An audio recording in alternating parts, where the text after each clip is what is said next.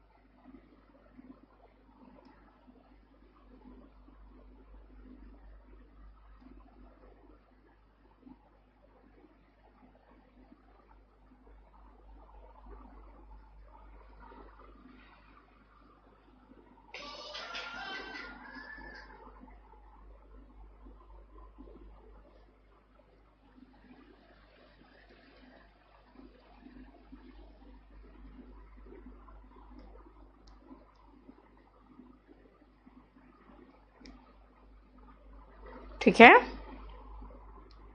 उतार लिया, मतलब उतारना नहीं है, आप समझ लिए ना, कोई प्रॉब्लम तो नहीं?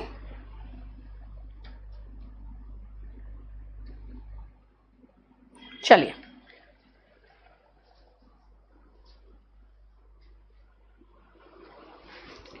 अब आओ, क्या लिखा है मैंने कि हम नाउन के रेपिटेशन से बचने के लिए प्रोनाउन का प्रयोग करते हैं। इसी प्रकार हम वर्ब के रेपिटेशन से बचने के लिए डू का प्रयोग करते हैं। हो गया? चलिए, अब जरा इसको देखो, क्या पूछ रहे हो आप लोग? एक सेकंड देखना जरा, मैं क्वेश्चन देख लूं आप लोग का। कोर्स बेटा उसमें थोड़ा कम है, बस और कुछ नहीं। 1999 में क्या है, सेम है, थोड़ा कम है। आपका स्पोकन डिफरेंट है, कंपल्सरी इंग्लिश डिफरेंट है, वो सब डिफरेंट है। प्राइमरी ऑक्सिलरी वर्ब और ऑक्सिलरी वर्ब में क्या डिफरेंस है? ऑक्सिलरी वर्ब में मॉडल्स भी आते हैं, प्राइमरी में नहीं आते हैं।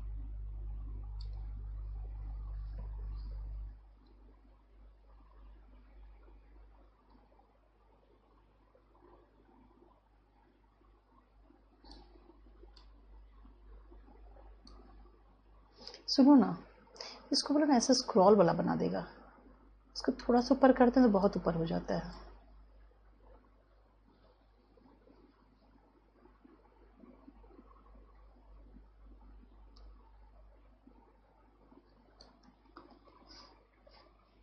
अंकुर मैं सबकी प्रॉब्लम दूर कर रही हूँ। अब आप एक बार पूछ लोगे और कहोगे कि नहीं मेरा प्रॉब्लम दूर नहीं हुआ।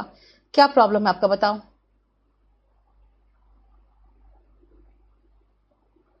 सो बेटा सेंटेंस की शुरुआत क्या है? और मैं भी के लिए यहां सो आया है।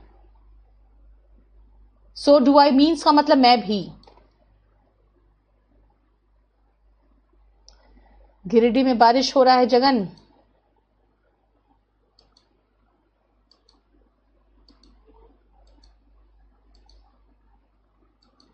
ठीक है,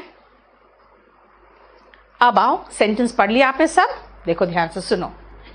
the second pigeon flew as soon as, second pigeon वैसे ही उड़ा जैसे ही the first pigeon had flown. आप कहोगे द फर्स्ट पिजन, जैसे ही पहला पिजन फ्लू किया। अब पिजन नाउन का रिपीटेशन से भी बचना है आपको, ठीक है ना? और यहां पे आप डैश लगा सकते हो। एक सेकेंड, यहां पे आप डैश लगा सकते हो। अरे यार क्या है, देखो यहां पे हम डैश लगा दें, यानी यहां पे क्या आएगा? यहां पे आएगा, अगर फर्स्ट पिजन की बात करोगे तो गलत है। क्यों? इसलिए गलत है, यहां पे हैज की जगह पे अगर हैड लगा दोगे तो ज्यादा अच्छा ऑप्शन होता, अदरवाइज कोई बात नहीं, उसमें तो कोई गलती ही नहीं है। हमने कहा पिजन का रिपीटिशन से बचना है, वन बिल्कुल सही है, लेकिन फ्लोन वर्ब के रिपीटिशन से भी तो बचना है। तो फ्लोन वर्ड को रिपीट करोगे तो रिपीटिशन ऑफ वर्ब हो जाएगा। मोबाइल दीजिए, रिपीटिशन ऑफ वर्ब हो जाएगा, तो रिपीटिशन ऑफ वर्ब से भी तो बचना है। इसलिए क्या लगाएं? 6 का थर्ड लगाएंगे, 6 का हम थर्ड लगाएंगे और देख लो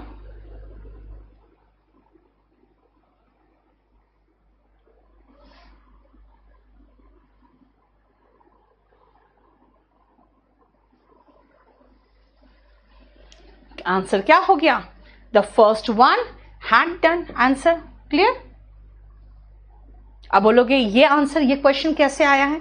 देखो बेटा, एग्जाम का क्वेश्चन है ये, और ये क्वेश्चन का जो आंसर है वो इसीलिए है, इसका कारण है कि इसमें आपको 2 पार्ट पोर्शन से क्वेश्चन पूछा गया। पिजन का मतलब क्या होता है यार? कबूतर होता है, ठीक है? यहां पे 2 पोर्शन से क्वेश्चन है, एक तो नाउन का रिपीटिशन से क्वेश्चन है और एक वर्ब के रिपीटिशन से क्वेश्चन है। देखो क्लियर?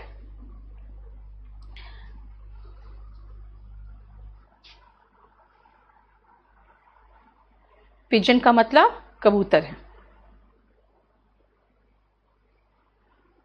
अब आओ next, 7th, 8th, 9th, 10th, 11th, 12th सब में हमें डू दिख रहा है। क्या मीनिंग है डू का? भाई डू का तो एक मीनिंग हमें पता है, करना, लेकिन आई डू द डिशेस का मतलब क्या होगा? डू द डिशेस का मतलब यही होगा भाई मैंने बर्तन कर लिए। अब बर्तन क्या कर लेते हो? तो धो लिए। इसका मतलब है जनरली डू का प्रयोग अगर किसी एक्शन के साथ होता है तो इसका मतलब है कि वो काम करना जो जनरली उसके साथ किया जाता है। यानी यहां पर बर्तन धोने की बात है। अगर मैं कहूं आई डिड द लॉन्ड्री, इसका मतलब है कपड़े धोने की बात है। गंदे कपड़े क्या करोगे? धोओगे, ठीक है ना? तो इसीलिए डू का मतलब हो गया टू परफॉर्म एन एक्शन और एक्टिविटी और जॉब, यानी जो जॉब का वहां पे जिक्र है या जरूरी है। आई डिड माई हेयर, जैसे मैंने कहा आई डिड माई हेयर, आप समझ लिए कि अब ये हेयर क्या करती है? क्लिप लगाती है सिर्फ। इसका मतलब इसने कंघी करके क्लिप लगा लिया। अगर मैं कहूंगी किसी लड़के के लिए डू योर हेयर, इसका मतलब क्या कह रही हूं? कंघी कर लो। अब लड़का है वो क्या करेगा? कंघी तो करेगा, और क्या कर सकता है? ठीक है, इसका मतलब डू का मतलब वही है जो सामान्यता हम उस एक्शन के साथ करते हैं, वो डू है। देखो तो क्लियर?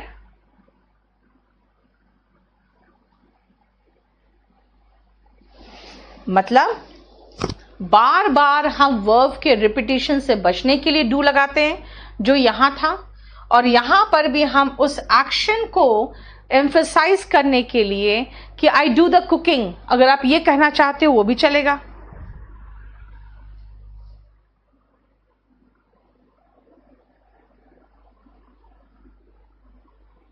ठीक है, इसीलिए यहां पे डू और डिड का मतलब क्या है? टू वॉश, जो डू का एक मीनिंग भी है। आप डिक्शनरी में देखोगे तो डू का मतलब धोना भी है, ठीक है ना? अब यहां पे डिड का मतलब क्या है? बनाना, अपने बाल बना लिया मैंने, ठीक है? कोम करना भी है। सेट और अरेंज, जैसे हैड योर हेयर डन, देखो दिखा हुआ है मीनिंग में, इसका मतलब टू सेट और अरेंज। मैंने इसलिए डिक्शनरी खोल के दिखाया, देखो ना क्या है, देखो वॉश, डिड द डिशेस, फिर डू का meaning set, arrange, her hair done, देखो, ठीक है? इसका मतलब है कि डू का कई मीनिंग निकलता है।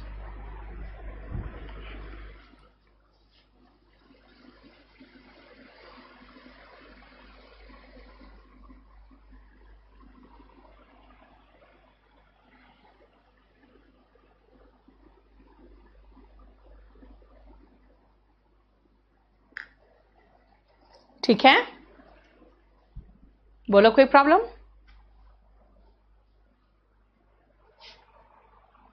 दीपू सबका कमेंट दिख रहा है बेटा, मैं बस अभी पढ़ाने में बिजी हूं, जिसका कमेंट एक आध दिख जाता है बस उसका बोल देती हूं। मेक और कुक में डिफरेंस बेटा, मेक नहीं होता, कुक लगाते हैं, और कुक की जगह पे रिप्लेस करके डू लगा देते हूं। आई मेड अ केक, वो चलेगा कि मैंने केक बनाया, आई मेड अ केक, ठीक है ना? अब चलो नेक्स्ट आओ, 10th और 11th में ध्यान से सुनना। The cake is done, done का मतलब हुआ कुक्ड, हो चुका। अगर मैंने उसको ऐसे छू के देखा, अच्छा बन चुका है, पक चुका है, तो इसका मतलब केक बन चुका है। The cake is done, the cake is cooked, मतलब पक चुका है। I am done with you, मैं तुमसे तंग आ चुकी हूं। आई एम फेड अप, यानी कि डन विथ का मतलब है टायर्ड ऑफ, फेड अप यानी एकदम परेशान हो चुकी हूं मैं आपसे, ठीक है ना? डन विथ का मतलब क्या है? कि मैं तुमसे एकदम परेशान हो चुकी हूं, I can not tolerate you any more. और 10 में देन का मतलब क्या है? इसका मतलब है पक जाना, अच्छे से पक गया है। She is up and doing now, ये एक फ्रेज है जिसका मतलब है, अप एंड डूइंग का मतलब है एक्टिव। वो पहले बीमार थी, अब तो बीमार नहीं है। She is up and doing. Email ID है online@kdcampus.org, ठीक है? ये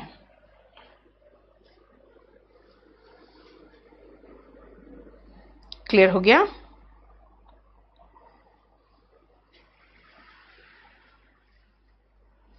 I am done with you, मैं तुमसे थक गई हूं। And she is up and doing, अब वो बिल्कुल स्वस्थ है, बिल्कुल एक्टिव है, पहले थोड़ी बीमार थी, ऐसे कहना चाहते हो। टू क्यों लगाया, टू कहां लगाया यार?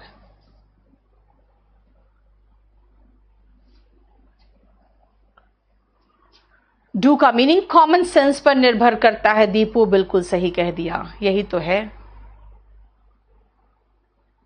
ठीक है, 10th में द केक इज डन, बेटा बिल्कुल सही है। यहां पे एडजेक्टिव है, यहां पे डन का मतलब एडजेक्टिव है। अगर मैं कहूं आई एम डन नाउ, यानी हो चुका मेरा। अगर खाना खाने बैठते हो, खाना फिर और कोई परोस दे तो क्या कहोगे? आई एम डन नाउ, बस हो गया, मेरा पेट भर गया।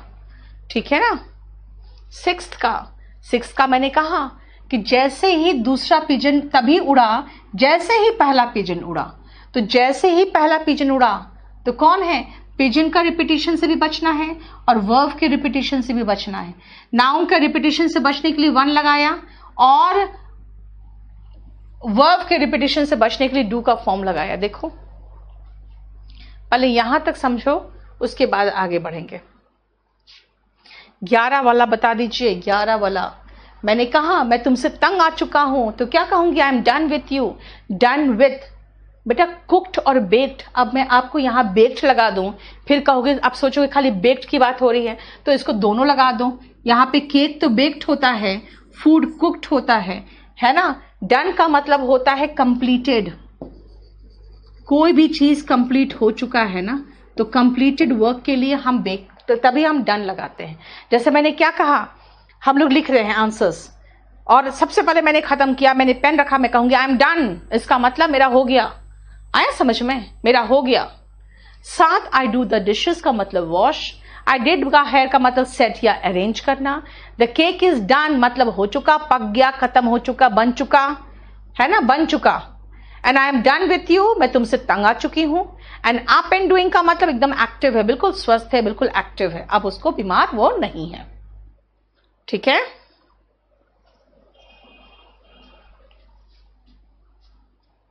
डू लगाना लगा दो। मैं टेंस तो पढ़ा नहीं रही हूं कि मैं आपको डू भी पढ़ाऊं, डिड भी पढ़ाऊं, डन भी पढ़ाऊं। मैं आपको वर्ब के फॉर्म्स नहीं सिखा रही हूं, मैं आपको वर्ब का यूज बता रही हूं, डू का, कि कहां कहां डू यूज होता है। आपका टेंस के क्वेश्चन यहां मत घुसाओ, टेंस में अभी नहीं पढ़ाऊंगी। चलो रीड करो पहले जल्दी फटाफट।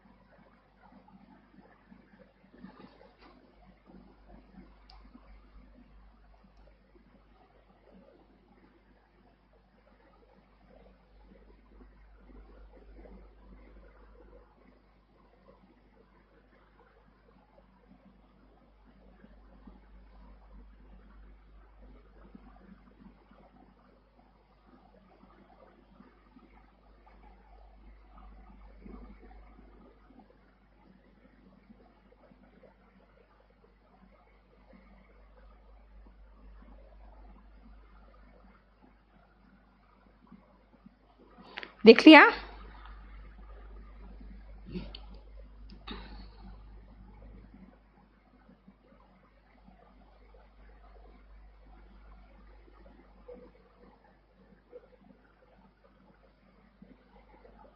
चलो देखो ध्यान से जरा। आई हैव अ कार मतलब मेरे पास एक गाड़ी है। हैव का यूज क्या है जरा देखो, वो सारे यूजेस एक एक करके बताऊंगी मैं। पहले इसके फॉर्म्स देख लो। फर्स्ट फॉर्म है इसका हैव, SES फॉर्म जो है वो है हैज। हैव किसके साथ आता है? आई, वी, दे, यू और सारे बहुवचन के साथ हैव आता है। हैज किसके साथ आता है? ही लड़का, शी लड़की के साथ, इट नॉन लिविंग के साथ, एनिमल के साथ, बेबी के साथ। किसी का नाम हो या एक वचन हो सिंगुलर, उसके साथ हैज आता है। अब ये काम क्या करता है, इसका मीनिंग क्या है, इसका मीनिंग क्या है। अब हर एग्जाम्पल में एक नया मीनिंग देखोगे हैव का, हर एग्जाम्पल में एक नया मीनिंग देखोगे जो ग्रीन पेन से लिखा हुआ है नीचे, ठीक है, क्लियर। दीपू आपका जवाब मैं दे चुकी हूं, फिर भी रिपीट कर रहे हो क्वेश्चन आप। आई हैव अ कार, मेरे पास एक गाड़ी है, मतलब पजेस और ओन करना, यानी उस पर मलकियत होना। I have lunch at 1 PM, इसका मतलब खाना। I had a dream last night, अब कहोगे आई ड्रीम्ड अ ड्रीम, बहुत अच्छा तो नहीं लगता, तो क्या करें, मैं ये कह देती हूं कि चलो मैंने सपना देखा, तो वहां पर सपना देखने के लिए जो वर्ब लगाना है वहां पे हैड लगा दिया। अब ये टेंस चेंज कर सकते हो, वो अलग चीज है, वो बात की बात है। मुझे एक बड़ा अजीब सा अनुभव कल रात हुआ, यानी मैं अगर ये कहूं आई एक्सपीरियंस्ड एन एक्सपीरियंस, अच्छा नहीं लगेगा। आई सॉ अ ड्रीम, ये तो गलत ही है।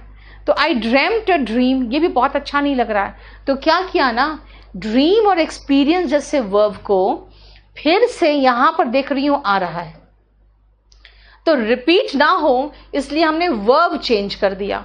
तो वर्ब कौन सा यूज हुआ, हैव। जो वर्ब यूज हुआ है वो यूज हुआ है हैव, है ना। और अगर मैं यहां पर हैव लगा रही हूं तो हैव का मतलब यहां पे कुछ ऐसा नहीं है, फन के साथ मोस्ट अप्रोप्रिएट वर्ब है विथ फन, जिसका मीनिंग निकल रहा है हैव फन का मीनिंग, हैव फन का मीनिंग मजे करना, ठीक है ना। हैव फन का मीनिंग मजे करना, ठीक है, क्लियर। बोलो कोई प्रॉब्लम यहां तक।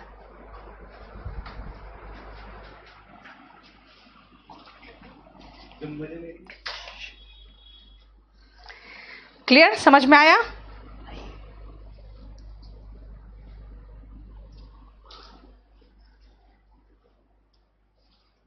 बोलो कोई प्रॉब्लम हुआ यहां तक, क्लियर। हैव की जगह हैड लगा दो। आर्यन मैंने क्या कहा, मैं आपको टेंस नहीं पढ़ा रही हूं, इसलिए खाली उस वर्ब का मीनिंग समझो, वहां पे उसका मीनिंग क्या है। अब उसका टेंस तो मैं 12 तरीके से चेंज कर सकती हूं, लेकिन अभी कैसे चेंज करूं।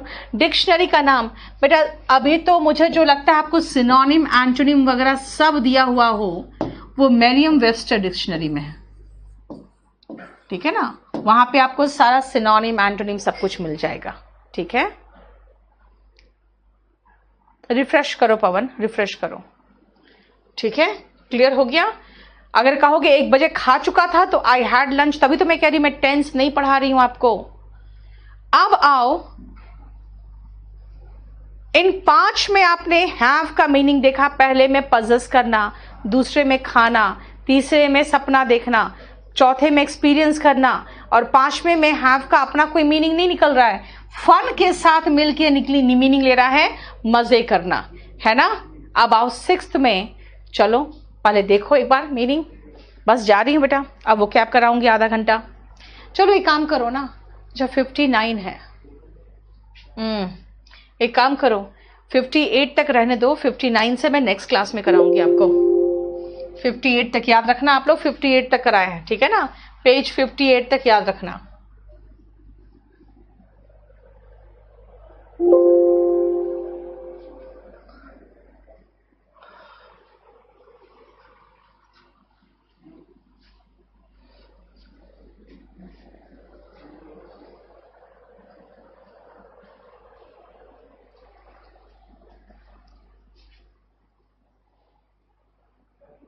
आ जाओ, हम लोगों ने एक खत्म कर लिया था, अब second idioms and phrases 1 word substitution में आते हैं।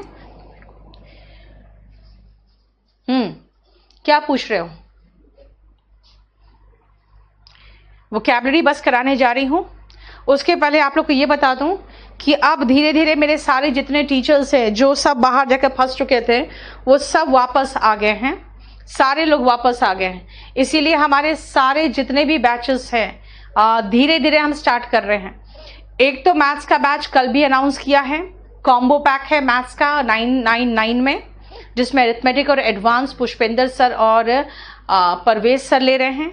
रीजनिंग का शुरू हो गया है, जीएस का शुरू हो गया है, इंग्लिश का तो बेस्ट आपने ले लिया है, और एक और मैथ्स का हम लोग शुरू कर रहे हैं अजय राणा का।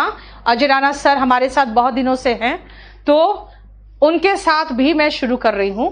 तो हमारे पास कह सकती हूं मैं कि बेस्ट ऑफ द फैकल्टी है। आप लोग अभी जैसे ऑफलाइन में ये थे, ऑनलाइन में हमारे साथ इसलिए भी नहीं थे क्योंकि हम लोग ऑनलाइन पढ़ा भी नहीं रहे थे ज़्यादा, क्योंकि मैम ने बताया ना आपको कि ऑनलाइन में बस आई हूँ जब ये लॉकडाउन शुरू हुआ है तब, तो इसीलिए ऑनलाइन तो हम लोग थे ही नहीं। तो आज यहाँ पहुँच गए, क्लास में ले रही थी, मैंने कहा आ ही जाओ, तो आइए जरा आप आ जाइए। ये अजय राणा सर है, बहुत अच्छा मैथ्स पढ़ाते हैं, अरिथमेटिक और एडवांस दोनों में परफेक्ट है। आज इनका, खैर मैंने इनको बना भी किया था कि मैं आपसे बाद में मिलूंगी, क्योंकि इनका लिंक हमने अभी तक एक्टिवेट नहीं किया था अपने उसमें ऐप में, तो मैंने, लेकिन ये जब आज किसी और से मिलने यहाँ पहुँचे हैं तो मैंने कहा आ जाइए सामने, मैं आपको इंट्रोड्यूस करा दूं। इनका लिंक बहुत जल्दी एक्टिवेट हो जाएगा। 3 से 4 क्लासेस हमारे यूट्यूब चैनल में डल जाएंगे, और उसके बाद आप देखने के बाद आप खुद डिसाइड करना, क्योंकि मैं हमेशा एक ही चीज़ कहती हूँ, अगर मेरे साथ कोई टीचर है तो वो पढ़ाने में कंटेंट वाइज बहुत सॉलिड है। बस वही चीज़ है कि यहाँ पे लोग क्या कहते हैं ना, बतौलाबाजी बहुत चलता है यूट्यूब में, लोग उसी चीज़ को ज़्यादा तरजीह दे देते हैं। वरना हम लोग ऑफलाइन की जो टीचर्स, हम लोग बहुत ठहरे हुए टीचर्स हैं। आप लोग के लिए बहुत अच्छी बात एक चीज़ ये हो गई कि ये इस समय हमारे ऑफलाइन टीचर्स भी हमारे ऑनलाइन प्लेटफॉर्म पे आ रहे हैं, और केडी लाइव ऑनलाइन बहुत एक्टिव नहीं था, बस हमारा एक बैच चलता था, एक स्पेशल बैच था, एक जीएस का बैच था, एक मैथ्स का बैच था, वैसे था।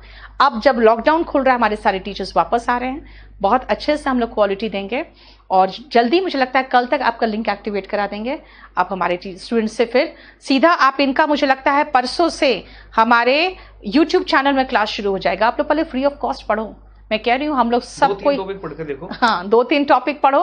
नहीं, मैं तो एक ही चीज कह रही हूँ ना, हम लोग फ्री सर्विस भी दे रहे हैं, हम लोग पेड सर्विस भी दे रहे हैं, आपको जो लेना देखो, है ना। चलिए 2 मिनट में बोलो। हाँ टीचर। सभी को नमस्कार। भाई मैडम ने मतलब कुछ ज़्यादा ही तारीफ कर दी ठीक है, इतनी करनी नहीं चाहिए थी, लेकिन आप इंग्लिश का मजा ले रहे हो मैडम के साथ। ये खुद नहीं बोल पाती अपने बारे में, ठीक है मैडम, वो दे दो थोड़ा सा मार्कर। ओके ठीक है, खुद नहीं बोल पाती, उसका रीज़न है क्योंकि देखो अपने मुंह मियाँ मिट्ठू नहीं बन सकता कोई भी, ठीक है। हमने देखा है पढ़ाते हुए अपने सामने, ठीक है, बहुत सारे स्टूडेंट्स हैं मतलब जो सिलेक्शन भी लिए हैं, और आज से नहीं, बहुत लंबा टाइम हो गया, काफ़ी लंबा एक्सपीरियंस है मैडम का पढ़ाने का, तो वो चीज़ आपको फील होती होंगी यहाँ पे जब बोर्ड पे बताती हैं। देखो आप मेहनत देखो यहाँ पे, इस पूरे पार्ट की कितनी मेहनत है, उसके पीछे मैडम की भी और टेक्निकल स्टाफ की भी कंप्लीट मेहनत है। तो आप इन चीज़ों को थोड़ा सा फील करो। और मैथ्स के पार्ट की अगर मैं बात करूँ आपसे, जैसे मैडम ने अभी बताया, तो अर्थमेटिक हो गया, एडवांस हो गया, टॉपिक आप चूज कर लेना कोई सा भी, ठीक है। आप यहाँ भी बता सकते हैं कि जो टॉपिक आप पढ़ना चाहते हो वही टॉपिक आप मतलब एट ए टाइम भी बोल सकते हैं कि सर इस टॉपिक को चेंज करके यहाँ भी पढ़ लें, लेकिन एक टॉपिक पहले कंप्लीट पढ़ लो पूरा, 0 से लेकर ऊपर के पार्ट तक, पूरे कंप्लीट पार्ट तक, प्री और मेंस का पूरा पार्ट।